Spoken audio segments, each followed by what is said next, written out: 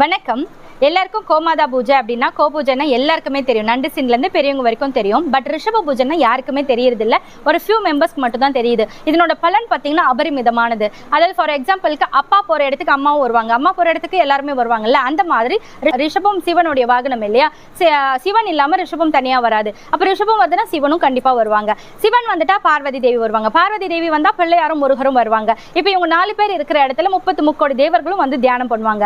அப்பேற்பட்ட பவர் வாய்ந்த ரிஷப பூஜை யாருக்குமே தெரியாது. இது வரைக்கும் யாருமே பண்ணல. ஆனா அந்த பூஜை நம்ம பண்றதா இருந்தா ரொம்ப எக்ஸ்பென்சிவா இருக்கும்.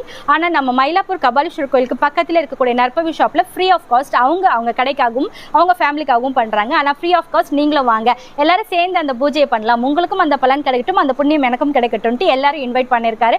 அதுக்காக தான் இந்த ஷார்ட்ஸ். இது என்னைக்கு நடக்குதுன்னு பாத்தீங்கன்னா மார்ச் 8ஆம் தேதி ஈவினிங் 4 மணிக்கு வருது. யார் வேணாலும் வந்து அட்டென்ட் பண்ணலாங்க. இதனோட லொகேஷன்லாம் டிஸ்கிரிப்ஷன் பாக்ஸ்ல கொடுத்துருக்கேன்.